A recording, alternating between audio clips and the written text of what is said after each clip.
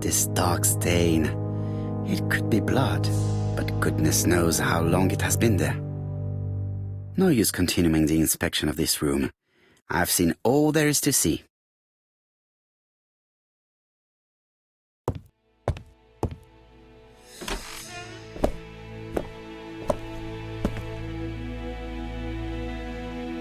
Goodbye, Mrs. Marbury.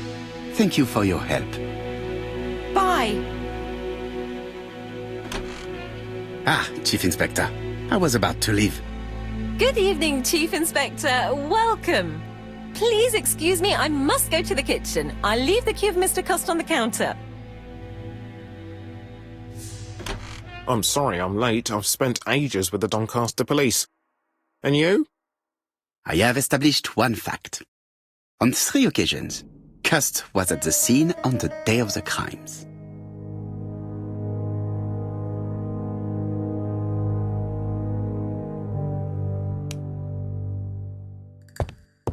I had best talk to Jap. I've listened closely to what you have to say, Poirot. For me, there's no doubt Cust is guilty. Do you have any element that might prove the contrary? That is what we're going to look for. Let us now try and get our brain cells to work.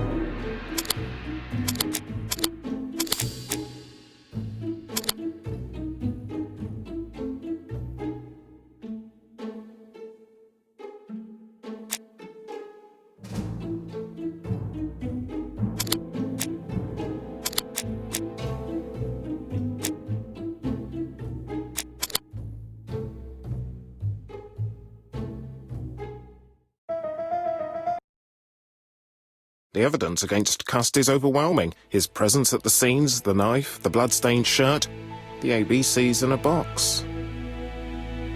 C'est vrai. However, the blood Mrs. Marbury saw on Cust's shirt may have been his own. According to his medical records, he suffers from hemoptysis. The murderer cut Sir Carmichael's throat from behind, and the blood spurted outwards. You would expect the murderer's shirt to be stained on the sleeves, not on the buttonholes. Yet we see quite the opposite. You would expect the murderer to keep the newspaper articles about his crimes. But Cust's collection starts in Cheston, as if it discovered the case rather late. I agree it's troubling, but it doesn't change my mind. There's small details that we should be able to clear up by questioning Cust. When can we talk to him? Doncaster is sending him to us on the first train.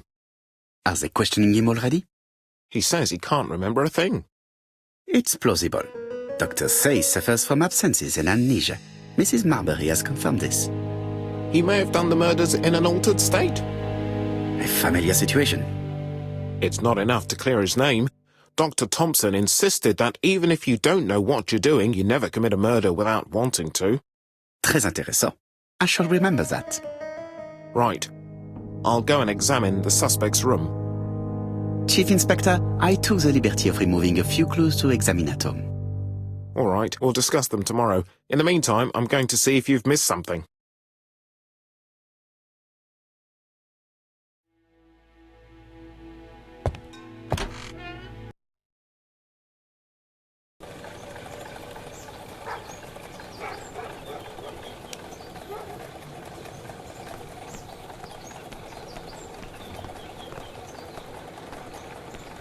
To Scotland Yard, please.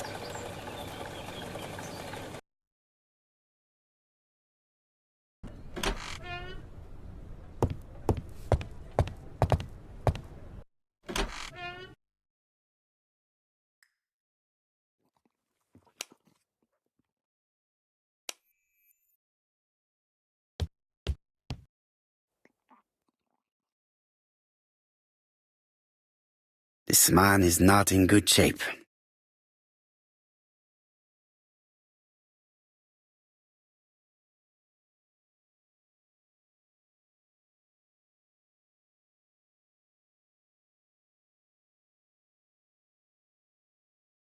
He is worried and very tired, and other police have been hard on him.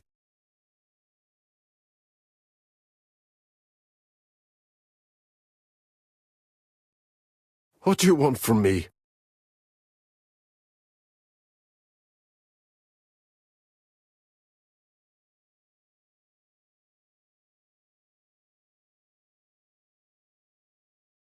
Good day, ABC. Do you know who I am? Someone who's got it in for me. I am Hercule Poirot, and I want nothing other than the truth. Ah, you're the detective. Why did you send me a letter before each crime? Why all these questions? When are you going to stop pestering me?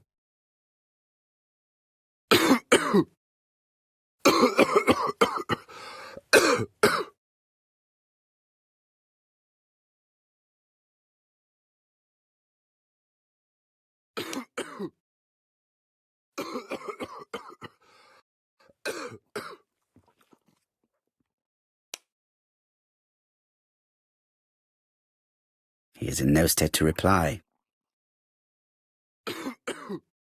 Poor man. If only I could help him.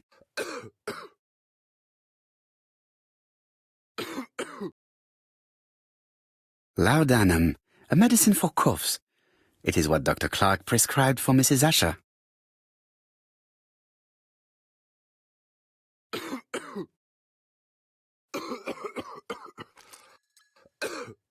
Take this. It will help you. Thank you.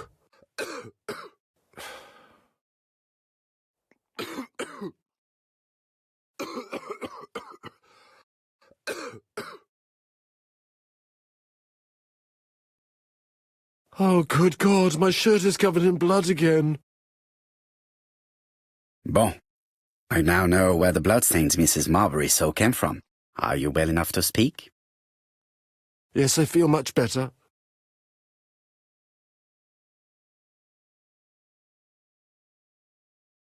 Yes, I am the person you have been sending the letters to. I didn't write these letters. I've already said so.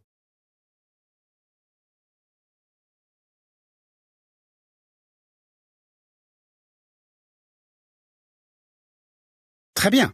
You did not hide these letters. But the question remains, who did? Probably one of my enemies. I have many.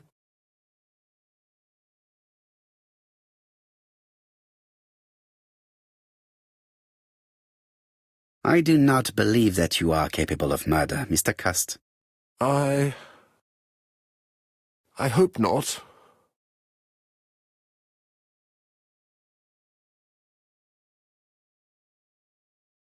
You suffered during the war. It's true. I was wounded. I suffered. But the army was the only place I didn't feel inferior. No questions. Just orders to follow.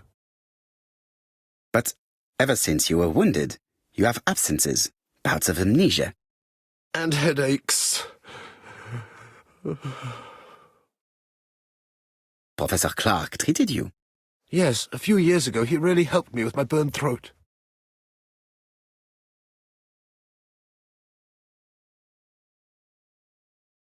Of course, you never considered killing a doctor who took such good care of you. No, never.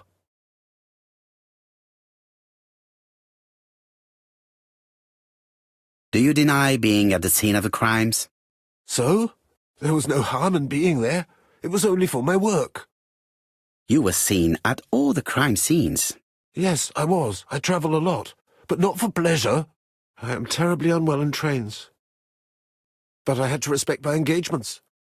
My employer gave me very precise written instructions about the towns I had to visit.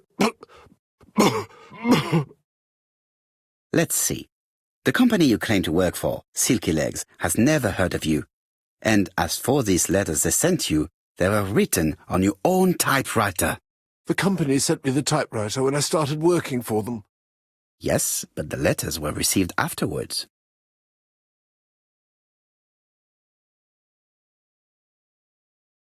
So it would appear that you typed them before sending them to yourself. I don't remember. Good God! I don't know what's happening to me. My head hurts terribly.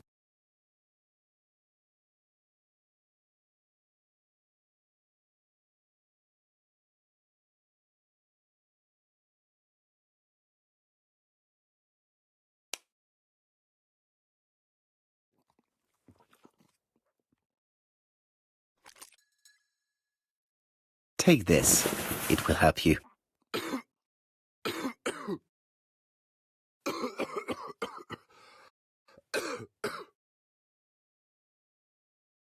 Oh, I think I'll be fine. Let us see, Cust. Look at me. You know very well that you committed these murders? Yes, I know. But I'm not wrong in saying that you do not know why you committed them. No, I don't.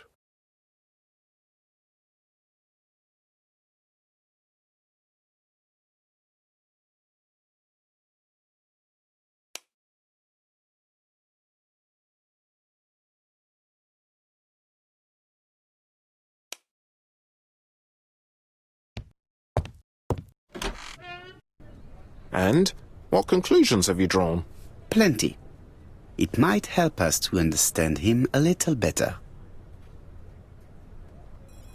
Let us now try and get our brain cells to work.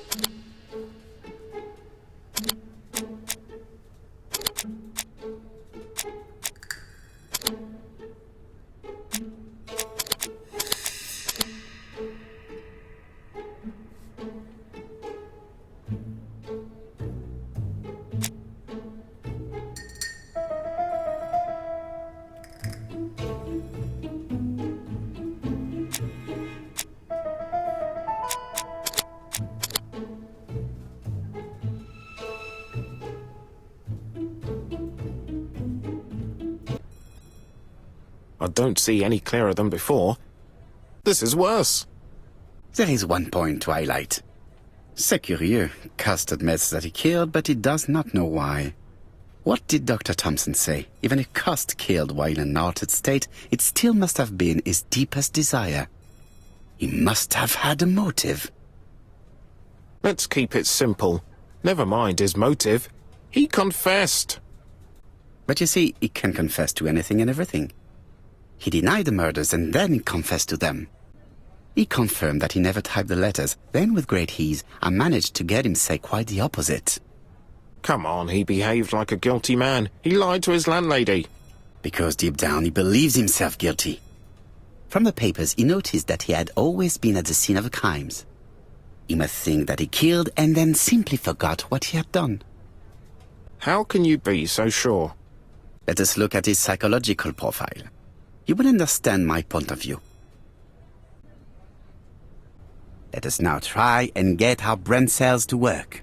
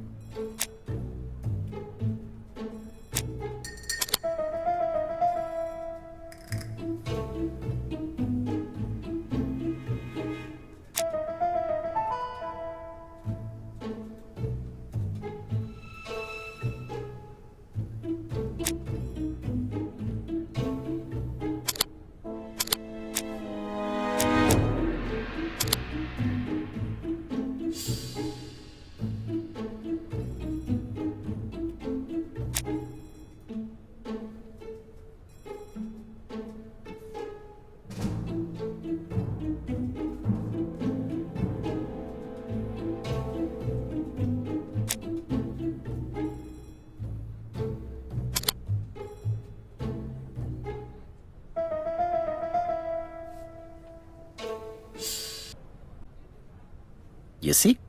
Cust's character is quite the opposite of the murderer's. But if he's a madman, can we really talk about his character? You know very well that our murderer does not behave like a psychopath. Apart from the signature, there is no ritual or repetition in the choice of victims. Very well, you're right as always. So we have no confession, no culprit, no suspects, nothing. And all that after 2 months of inquiry? What should I do? Have faith. Just give me 24 hours.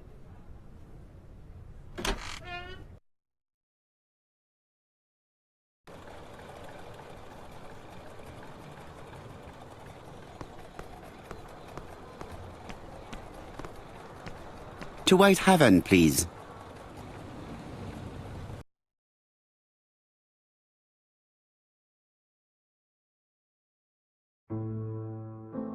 Cust's arrest is a great success for you, Poirot. It's all clear now, except maybe 1 or 2 details. Details. Ah, mon ami. The devil is in the detail, as we say. Excuse me? Patience, Hastings. Everything will be clear once our guests arrive. Best be prepared. Slip a revolver into your pocket before they do. A revolver? But Poirot, what are you afraid of? Trust me. It is important you carry a weapon for this meeting. I will lend you mine. What about telling me what you have in mind? Surtout pas. You wouldn't be able to play your role. Wait one moment, I will bring you my weapon.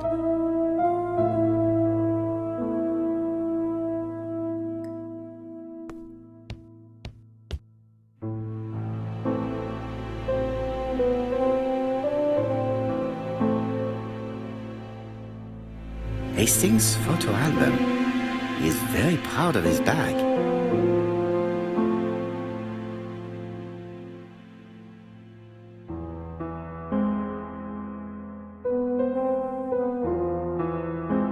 Churston, Devon, population 500 inhabitants. Hourly of trains. London, Churston. Trains of evening. London, 6:45 p.m. Newton about 11 a.m. Churston, 11:45 a.m. London, 11:45 p.m. Newton about 6:08 a.m. Churston, 7:15 a.m.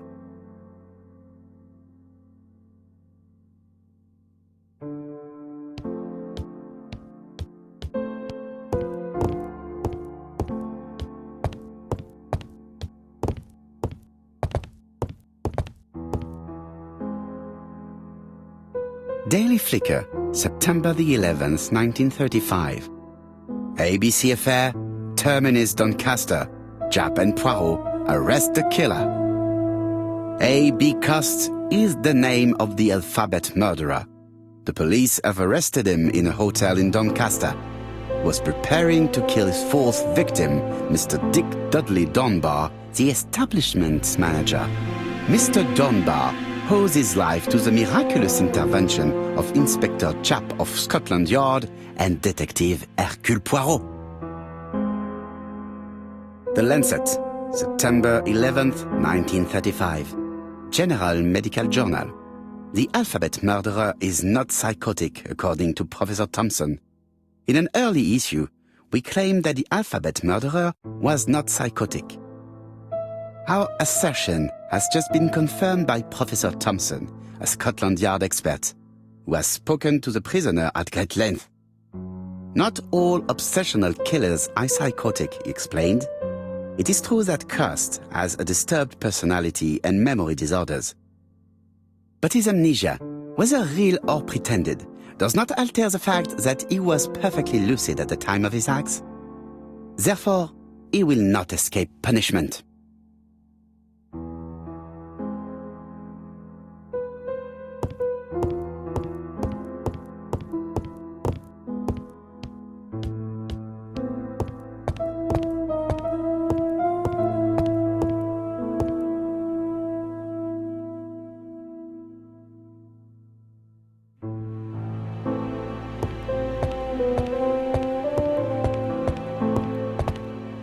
The white ammunition are blank cartridges. The others are real bullets. The revolver is loaded with real bullets. I still have time to choose blanks.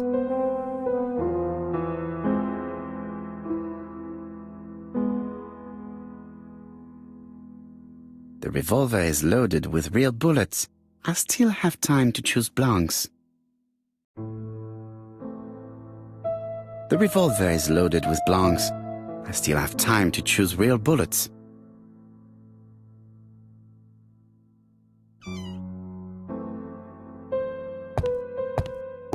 The white ammunition are blank cartridges. The others are real bullets. The revolver is loaded with real bullets. I still have time to choose blanks.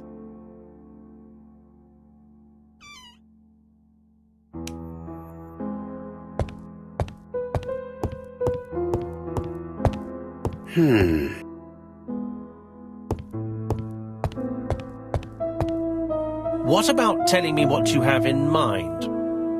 Surtout pas. You wouldn't be able to play your role. Wait one moment, I will bring you my weapon.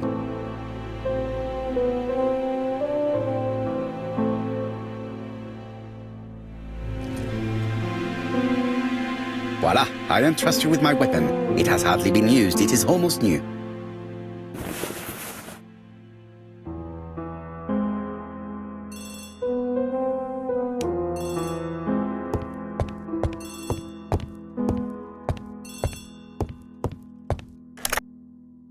Chief Inspector, is that you? Yes. Sorry, but we haven't found anything. Have you checked the typewriter? And the packaging, the letter, and the ribbon reel. We've only found prints left by Cust and his landlady. Well, never mind, I shall make do. So, are you still going to hold your meeting? Of course, Chief Inspector. I can hear my guest coming up the stairs. Why have you brought us here, Mr. Poirot? Since Cust's arrest, I thought it was all done and dusted. Miss Gray formally identified him, as well as Miss Barnard. Yes, and the stockings he saw drove the same brand as the ones found at my aunt's. This is all true. However, a case is not closed if some questions remain open. And one question is, why did the murderer send me his letters? Why did he challenge me, Hercule Poirot? Perhaps he wanted to play with you, to taunt you. Xenophobia? Maybe he didn't like you because you're foreign. I may be wrong, but maybe by provoking you, he was looking for glory? All these theories should be studied. Let us now try and get our brain cells to work.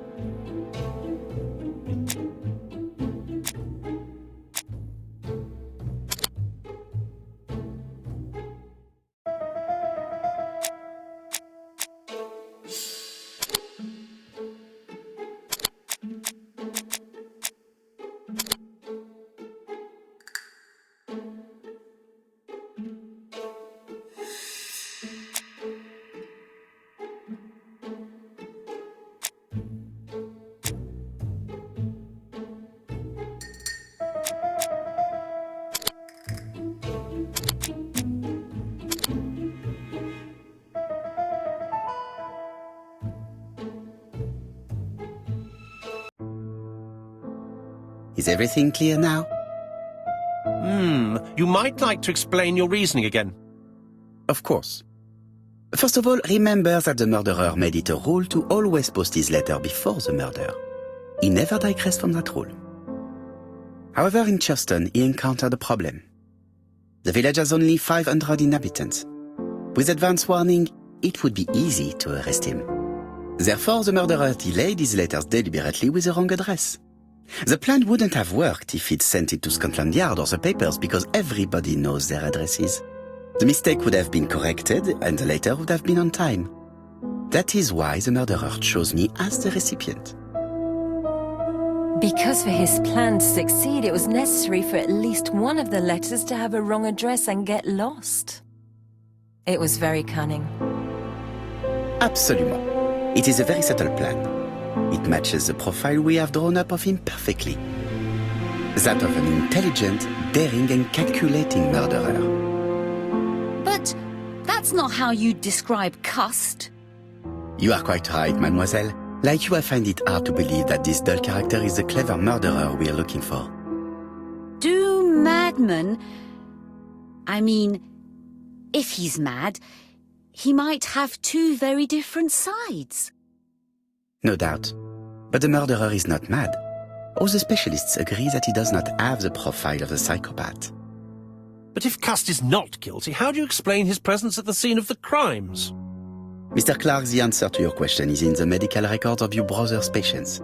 Documents which Cust most certainly did not have access to. Let us now try and get our brain cells to work.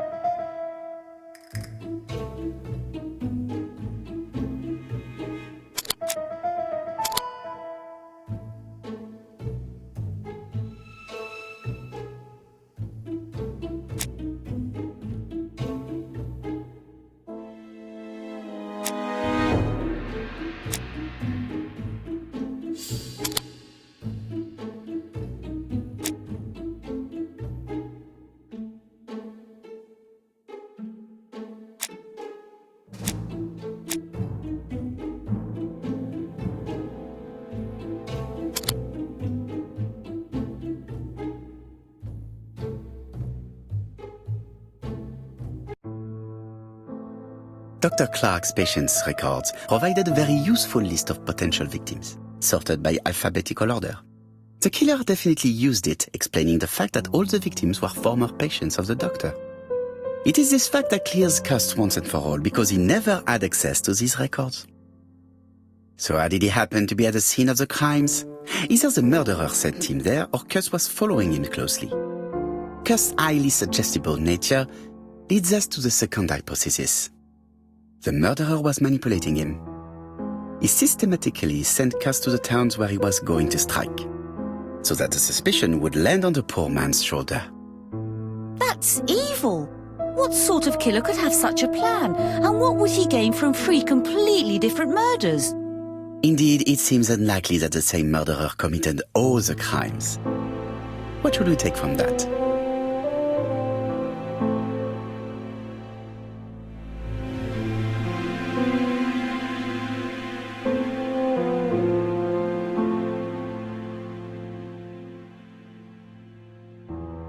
The murderer does not kill out of interest but for pleasure.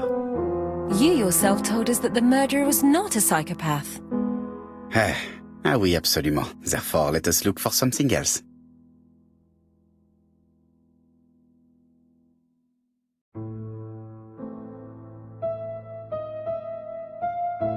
The murderer first killed for money, but then began to enjoy it. But Mr. Poirot, the first murder was my aunt, and nobody had anything to gain from killing her. Ah, certes. Therefore, this is not what happened. Just one murder was of benefit to the murderer. The others were just diversions. On reflection, there is only one conclusion. The murderer killed once out of interest and twice to divert our attention. This reasoning points at 2 potential culprits.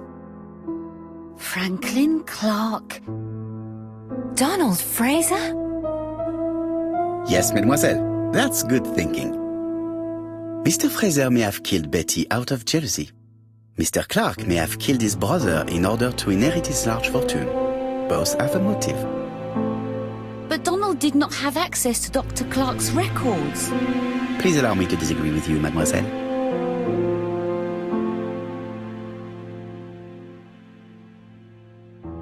He works for Court and Brunskill, one of whose clients was Sir Carmichael. It doesn't prove that I went to Comeside. You could have done it, and you may have used the opportunity to take a look at Sir Carmichael's records. You think I'm guilty? You or Mr. Franklin Clark? That's ridiculous. Both of you have a motive. The question is, which of you has the profile that most resembles the murderer? Let us now try and get our brain cells to work.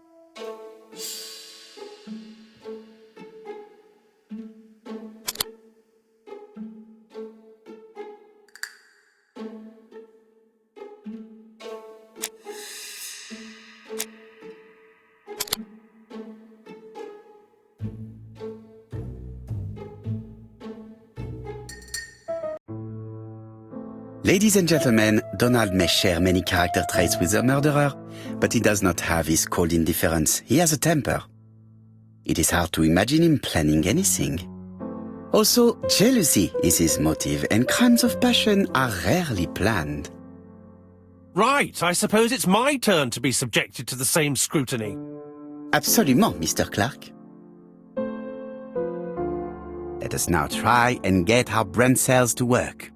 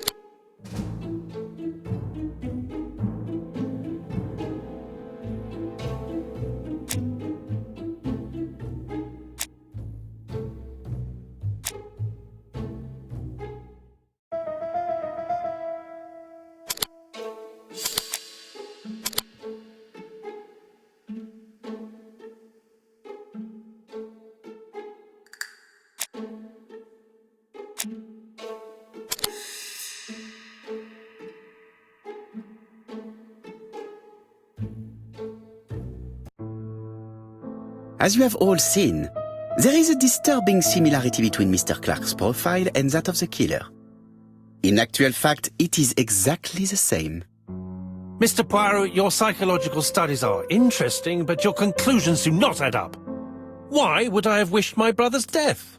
The inheritance is lawfully mine. I just have to wait. No, you had to act quickly.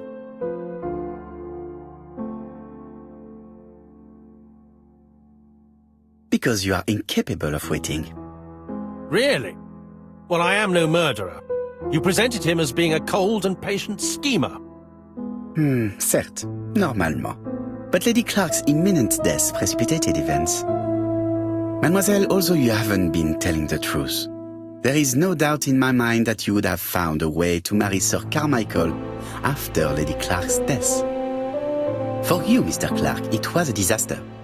If Miss Grey had children by your brother, you would not have inherited a thing. You realized the danger after reading several letters from Comside, especially one in which your brother opened his heart to you. So you hurried home from China, and you took action. In truth, Cust was no more than a puppet manipulated by the real culprit. You, Mr. Clark. Such an imagination, Mr. Poirot. In fact, nobody manipulated Cust. The famous instructions he received by post. He wrote them on the typewriter. We know that for sure. Oh no. You know perfectly well. That is not true. Eh bien voilà, light has now been shed on the ABC murders.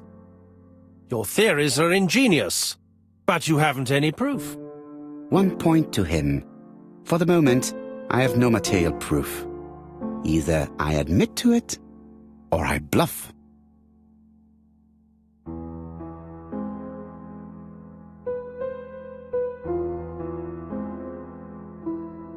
One thing proves it.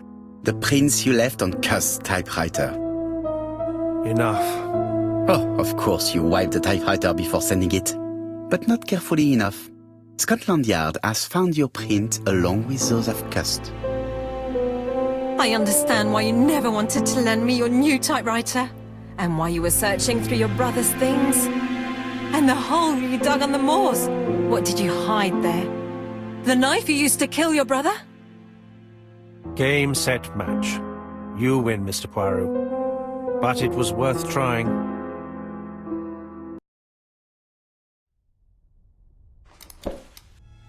Don't come near me! I'll never let you take me, Mr. Poirot!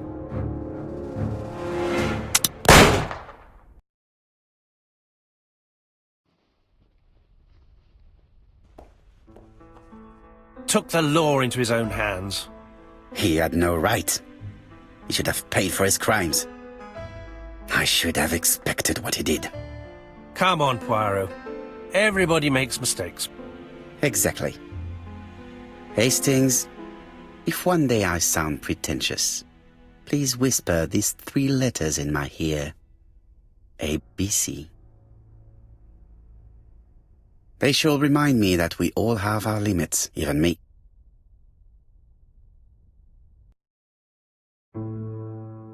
Disappointed at having missed the chance to become Lady Clark, Thora Grey left England.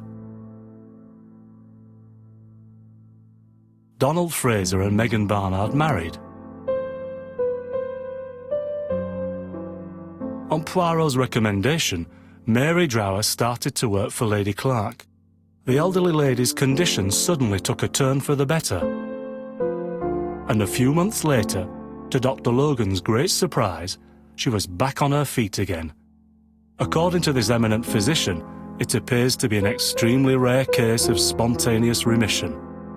Lady Clark has enjoyed very good health ever since.